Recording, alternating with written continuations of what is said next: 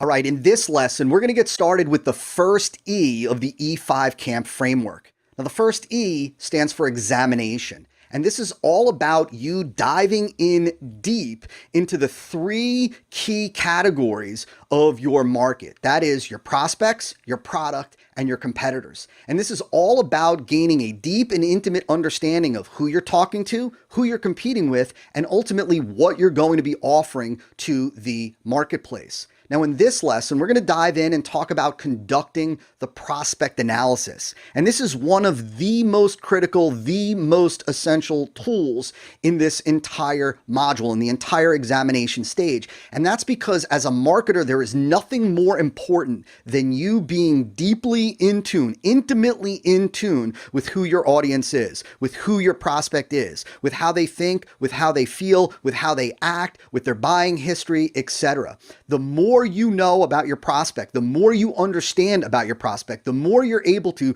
step into your prospect's shoes and empathize with where they're at right now, the better the marketer you will be, the more effective your marketing message will be, because your entire marketing message stems first and foremost from who you are talking to. You already understand from the introductory session that understanding the psychology of your audience is essential. It is a critical part of you being able to craft a high converting marketing funnel message. And so this is one of the most important parts of the examination stage. Now, the whole purpose of this analysis is so that you can really crawl inside the head of your prospect and see the world from their view, see the world from their perspective. It's so that you can walk a mile in their shoes, so that you can feel what they feel, so that you can see what they see, so that you can understand the world from their perspective. It begins with a simple and basic demographic profile. Now, with a demographic profile, we're not looking for exactness. What we're looking for is an overview of who it is that you are talking to. This is not about being scientifically accurate and pinpointing. This is you getting a general understanding of what is the age range of your audience. What is the breakdown in terms of gender, ethnicity, job, income, location, marital status, education level, political affiliations, and so on. Again, we're not looking for an exact science here. We're looking to understand, does your audience sway more to older? Are they middle-aged? Are they younger? Are you talking to millennials? Are you talking to baby boomers? Do you have more women in your market or more men? Do you have individuals that are primarily married, or are they primarily single? Are you talking to individuals that, for the most part, they went to college or they don't have a college degree? Who is it that you are talking to? The value of this, as you're going to see later on when we get to the engineering stage, is that this allows us to talk in their language. It allows us to make references to things, to television shows, to movies, to books, to experiences that resonates with them, that they can relate to, right? There's no value in talking about children if you're talking to a market that is primarily single or young, right? There's no value in talking about race cars or toys that men love if you're talking to a market that is primarily women. Now, I personally got to experience this because I spent many years in two almost antithetical, completely opposite markets. I spent time working with massage therapists and I spent time working with chiropractors. Massage therapists was a mainly female-dominated market. Chiropractors a mainly male-dominated market. And the type of communications, the way we had to communicate, the type of stories that we told, the references that we made, the emotional language that we used had to vary significantly in those two markets because of the demographic profile, because of the demographic breakdown. Again, you don't have to be exact. You want a basic understanding of who it is that you're talking to. Today, there are a number of different free tools that you can use. For example, one of the better free tools, if you are on Facebook, if you have a Facebook page for your business, if you're doing any kind of advertising already on Facebook, is Facebook Insights. You can see, and this is all these tools that I'm going to show you are free. This is an example of Facebook Insights giving a breakdown of gender as well as giving a breakdown of age. In this example, you can see that the majority of the market is 35 and older, right? So we're not talking to teens. We're not talking to individuals in their early 20s. We're primarily talking to individuals that are 35 to 54. That makes up 70% of this market in this particular example. And we're talking about a market that's relatively split almost evenly between men and women, a little bit more skewed in terms of female. You can also see from Facebook Insights things like household income, home ownership, household size, right? Home market value. The value of knowing home ownership is in references that you can make or shouldn't make throughout your marketing message. And you can see, of course, things like other categories that your market favors or likes. You can also get demographic information from Google Analytics. Again, another free tool. In this case, you could see in this particular example that once again, we're looking at a market that is more, in this case, more 25 to 44, almost 25 to 54. So again, not extremely young, also not extremely old. But in this case, in this one example, look at what the value of this demographic information shows us. It shows us in this example that this market is made up of primarily men, right? That there is almost 80% of this market, of this audience, is male. That gives us the ability to customize our message more for men, focus more on male-dominated language, male-dominated imagery, male-focused desires and wants and fears, etc., because we know that, again, we know the gender breakdown of this particular demographic profile. You can also see with Google AdWords, other things like categories that they like, other interests, if you will. And even through the AdWords, the Google AdWords planner for free, you can also get a breakdown of some simple demographics, gender, age, etc., as well as, same thing, just like from Facebook, you can get insights into other interests that they have.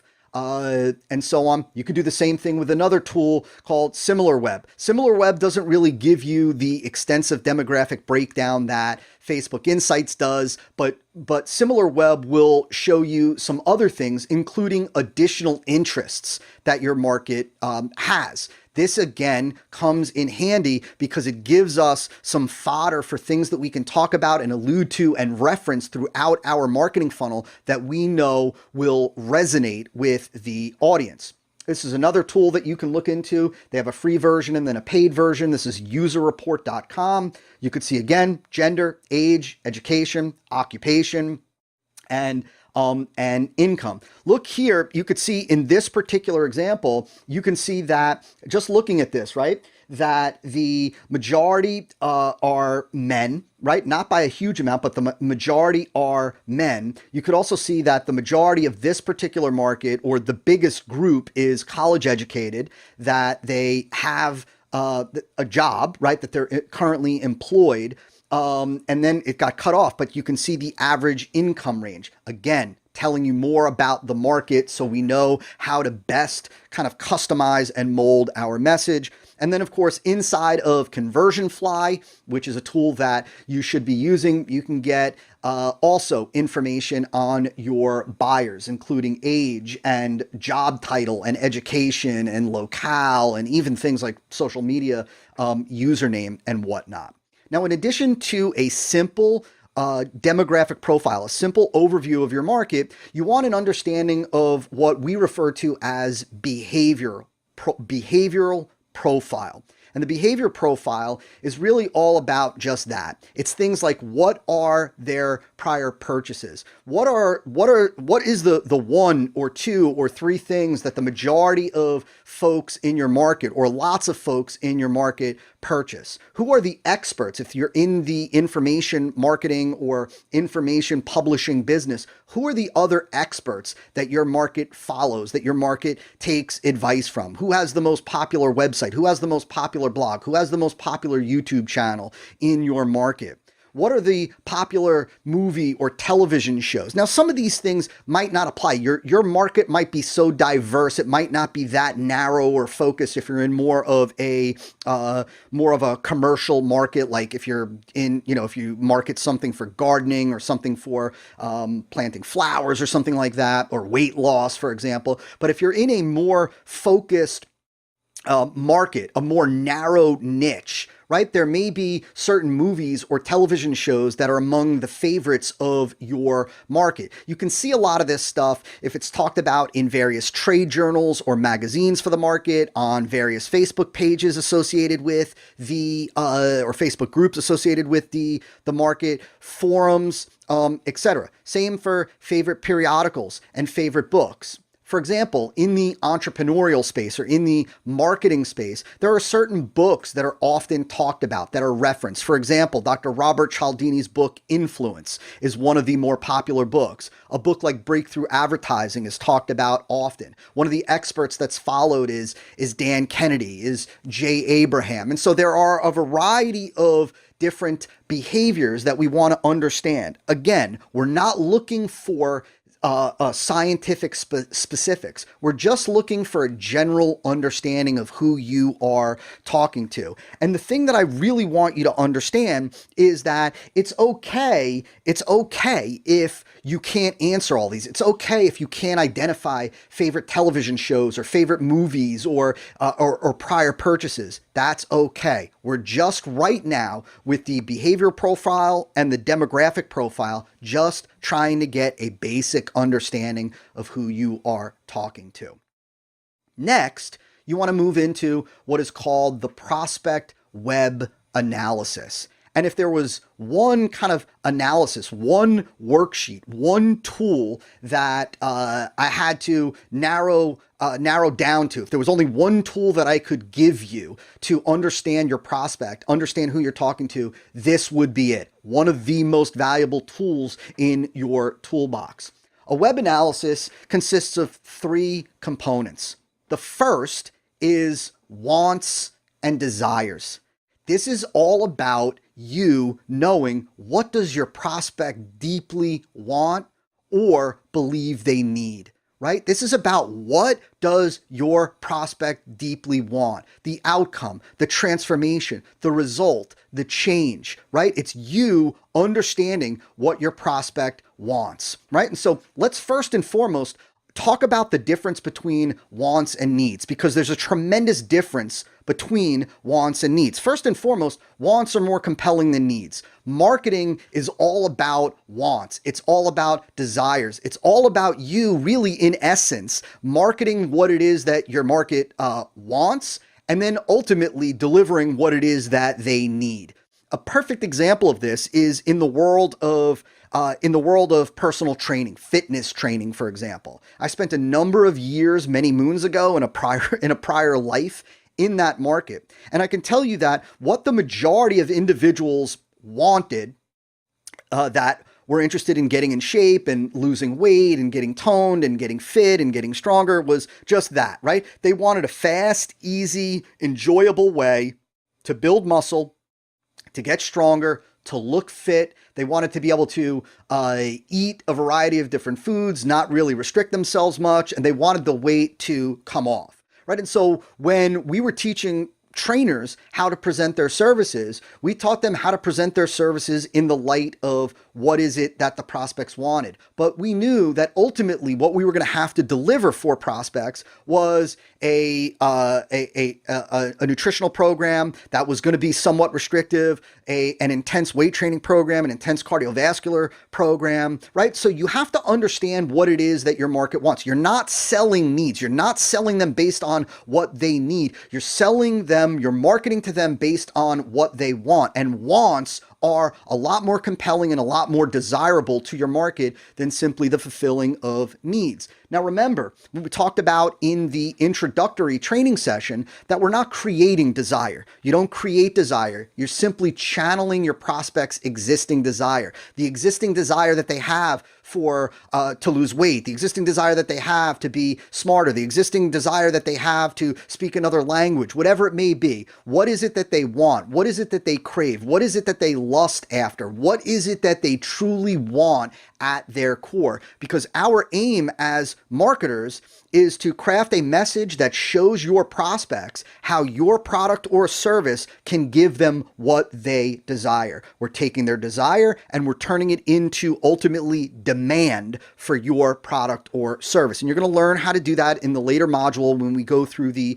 engineering stage. Remember, like I shared with you earlier, customers don't want products. They don't buy vitamin E because they want vitamin E or because they want soft gels or tablets. They don't buy protein powder because they want powder, because they want protein. They want the result. They want the benefit. They want the outcome that they believe that they will get from that product or service. And so in this context, it's important for you to understand, what is that outcome?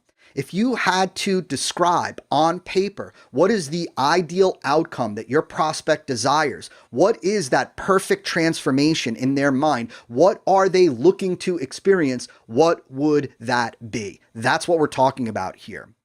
Now, in line with this, you need to understand that prospects, that people in general, are driven by deeper emotional benefits. There are deeper emotional needs that we have as individuals that sometimes are unspoken, that are not necessarily surface level benefits or emotions that we talk about, but we are driven by deeper emotional benefits when making investments and purchasing decisions. For example, this is a list of just a variety of different deeper unspoken desires, right? The desire to be part of an elite club, the desire to get admiration from others, the desire to be appealing, sexually appealing to the opposite gender, right? The desire for more pride, more, a boost in ego, self-esteem, right? There are lots of individuals that desire, they don't talk about it out loud, but they want to one-up their brother-in-law. They want to one-up their neighbor. They want to prove to their father, to their uncle, or to their spouse that they've got the chops, that they can do it.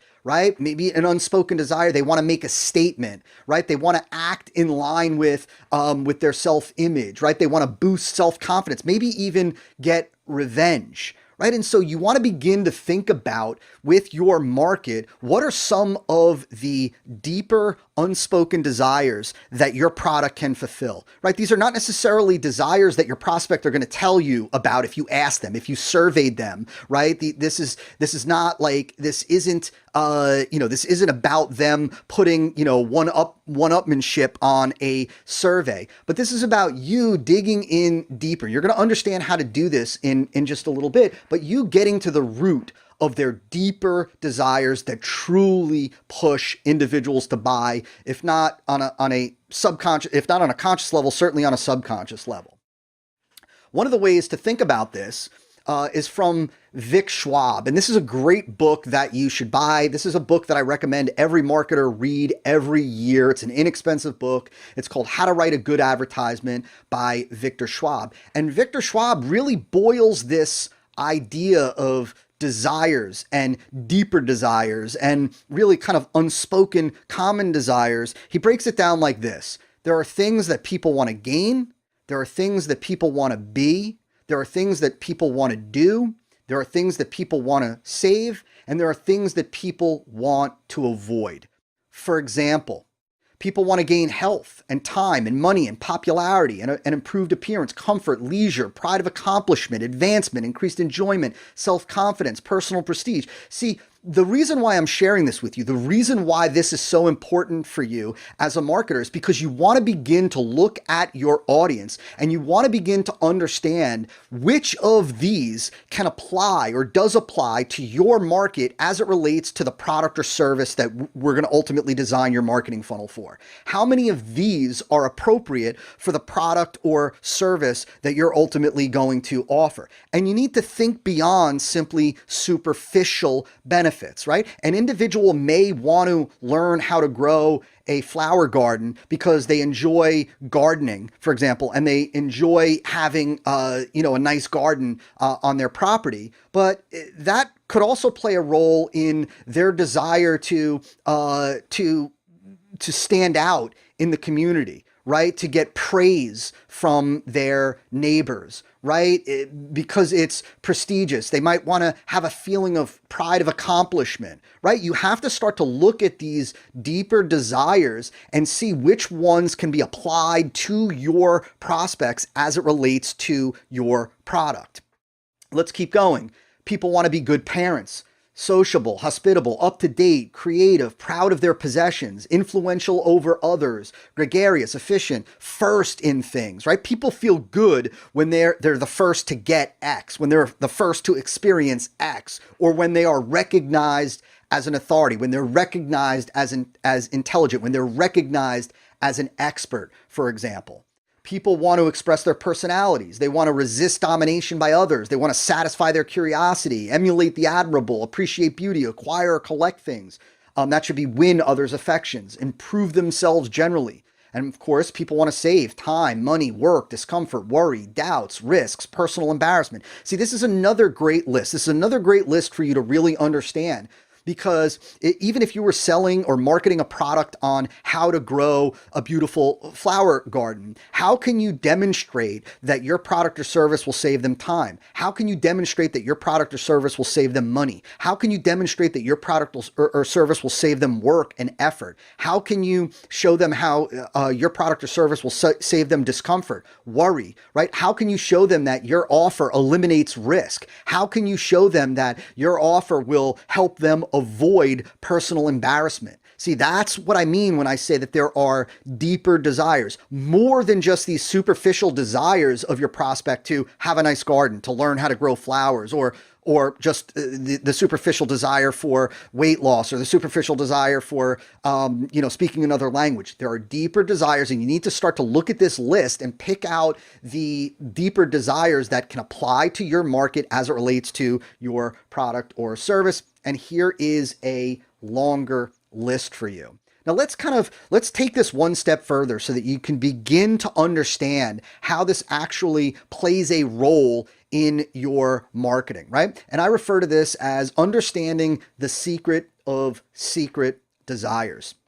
You might have an individual, or you might have a product or service that helps individuals earn more money, or launch a business, or win with stocks. But the secret desire underneath all of that is the individual wants to feel successful, right? They want to earn more money because they want to feel successful. They want to launch a business and have a successful business because they want to feel successful. They want to do well with their investments, the stock market, because they want to feel successful. So you have to understand, and this is one of those things for you to always keep in the back of your mind when you're crafting any kind of marketing campaign or funnel. And that is that lots of prospects buy not only based on feeling, but they actually buy for feelings, meaning they're investing in a stock because they want to feel more successful. They're investing in a home security system because they want to feel more secure, right? They're learning more about the stock market and investing because they want to feel more successful. Same thing with, you might have a product or service that helps individuals live healthier or live longer or have more energy, right? The secret desire is feeling less mortal, right? Feeling less mortal. How about this one? Learning something, right? Learning something, mastering any kind of skill, being able to fix something that's broken. It is the secret desire of feeling independent, feeling like I can take care of it on my own, feeling like I can support myself, I can care for myself, that I don't need anybody else.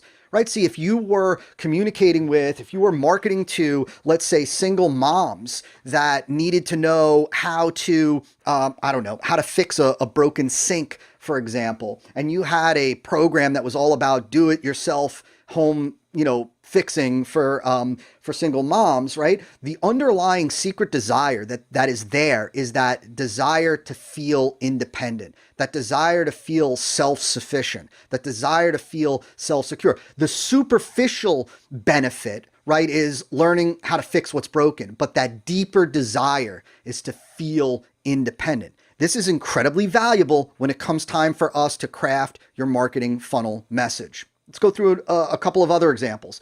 Save on purchases, right? Save money on purchases.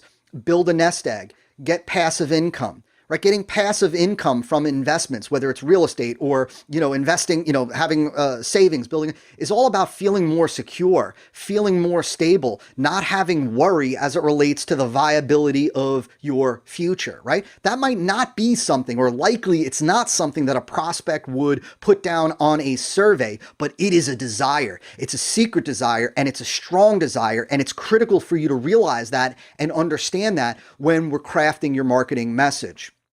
Let's look at lose weight. I want to lose weight. I want to look younger, get stronger, right? This could be for an anti-aging program. It could be for creams, cosmetics, for treatments, for teeth whitening, certainly for all kinds of weight loss programs. It's feeling more attractive, right? How about this one? Make friends, get dates, make friends, get dates, have better sex. It's all about feeling wanted, feeling desired, right? Again, right? Somebody might take a course or a training on interpersonal skills. What they want is they want to be desirable. They want to be desired. They want to be valued. They want to be wanted, right? That's the secret desire.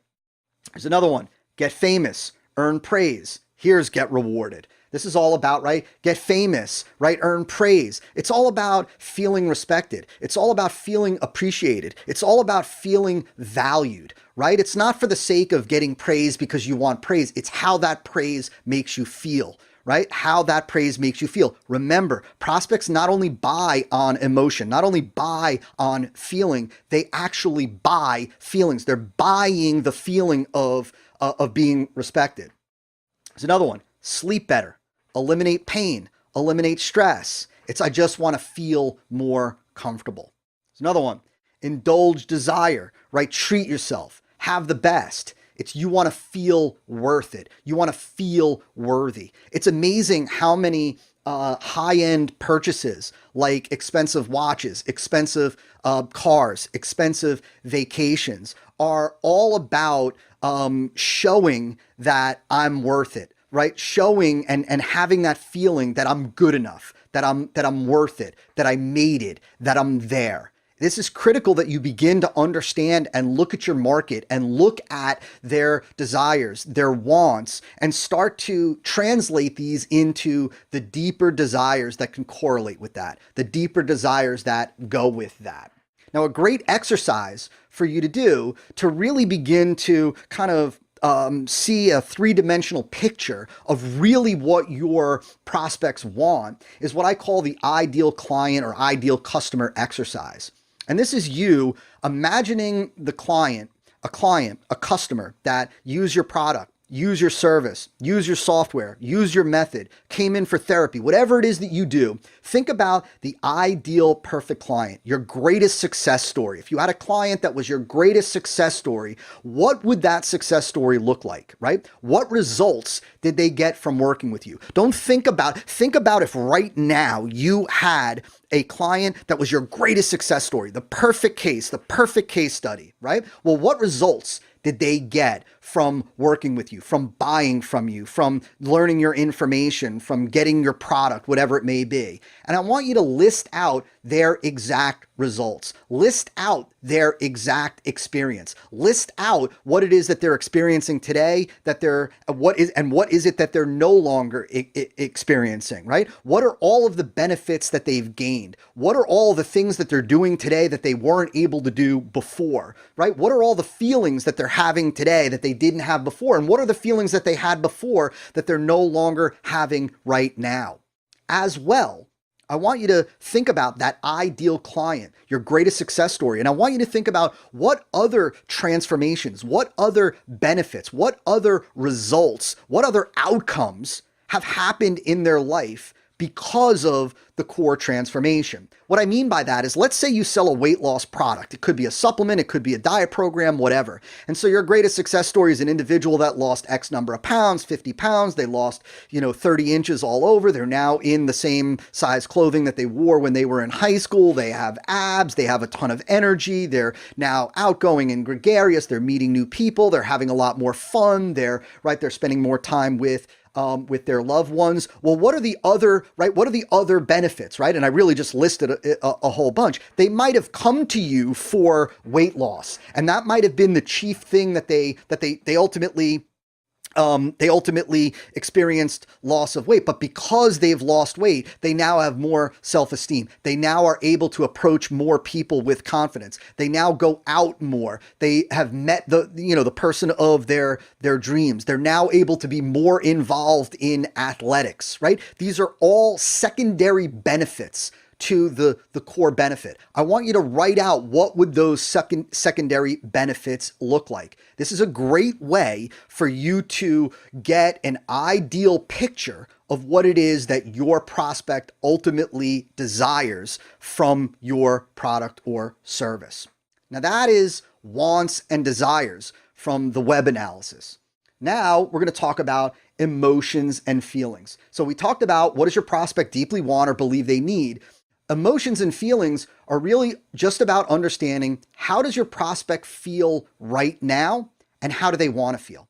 How does your prospect feel right now about their situation, about the problem that they're dealing with, the problem that your product or service alleviates? How do they feel right now? Do they feel angry? Do they feel embarrassed? Do they feel frustrated? And how do they want to feel regarding their current situation, right? How do they want to feel about the problem or situation that your product or service resolves or alleviates for them? Just remember that prospects buy by feelings, right? They buy because they're angry about something. They buy because they're embarrassed about something. They buy because they feel inadequate. They buy out of guilt. They buy out of a desire to belong, right? Or greed, right? Or envy, right? You need to understand what is the core emotion, the dominant resident emotion, as my buddy Clayton Makepeace calls it, that your prospects have right now. Are they coming into your funnel angry? Are they coming into your funnel upset?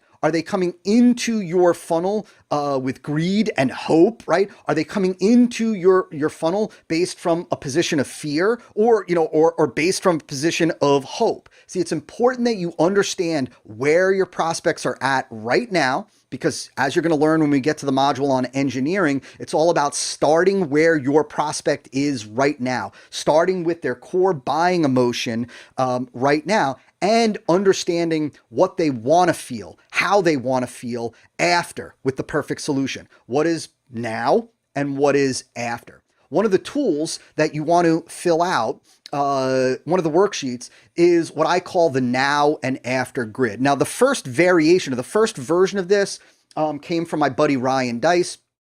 And excuse me, and this is slightly tweaked. This is all about understanding where your prospect is right now and where they want to be after. This is about you describing what is it that your prospects have now. What is the average experience that they're dealing with now? How do they view themselves, status right now? And how does that make them feel right now?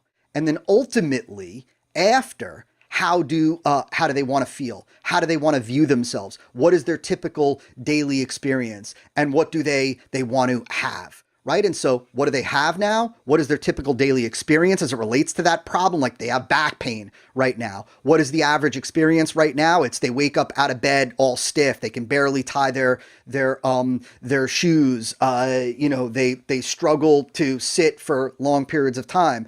Status is they feel like they are injured, debilitated, and that they're getting worse. And it makes them feel sad. It makes them feel frustrated, and it makes them feel old, right? And afterwards, they have zero pain and they feel strength in their low spine. And the average experience is they wake up in the morning pain-free, bounce out of bed with more energy than they've ever had before. And they go throughout their day never even having to think about any kind of low back pain. And they view themselves as a healthy and fit and firm 40-year-old. And because of that, they feel excited about the future. They feel empowered and they feel invigorated, right? And understand where they are now and understand where they want to feel after. As you're going to learn later on in the module on engineering, our marketing funnel, one of the core pieces is ultimately bringing your prospect from where they are now to that after picture. It's showing your prospects how, with your product or service, with your solution, they could go from where they are right now to ultimately that after picture. And so you want to go through and you want to fill that out for your market. And last for the prospect web analysis is beliefs and identifications. This is about the general beliefs, the generally held concepts that your prospects live by. You see, you have to understand that when you are crafting a marketing funnel for cold traffic to acquire new customers, you're not dealing with a blank slate. In other words, prospects are coming into your funnel with preconceived ideas, with preconceived notions, with views, with thoughts, with feelings associated with your marketplace, associated with your product, maybe associated with your company. And you need to understand where they're at right now with those beliefs. Because again, as you're going to learn in the later module on engineering, we start where your prospect is, right? If your prospect believes XYZ, you can't start your funnel by disagreeing with that, because you will immediately turn off your prospect. You will immediately show them that your message is not designed for them. And so we need to understand these generally held beliefs and concepts that your prospects live by. For example, just what are the general beliefs that they have? Are there any general beliefs associated with your prospects? Earlier, I gave you the example of how I worked with massage therapists and chiropractors. Well, one of the general beliefs that massage therapists had was related to commerce, capitalism, money, if you will. It was viewed more as a negative. They viewed salesmanship and marketing more in a negative light. They did not view themselves as entrepreneurs or business owners. They viewed themselves more as therapists, whereas chiropractors, for example, were a lot more capitalistic. They viewed themselves as entrepreneurs, health entrepreneurs, but entrepreneurs nonetheless. That's important to understand, because what resonated with massage therapists was not what resonated with chiropractors, and vice versa. What does the prospect believe about the fundamental problem or situation that they're dealing with? Do they believe that it is somebody else's fault? Do they believe that they're likely never to alleviate that problem?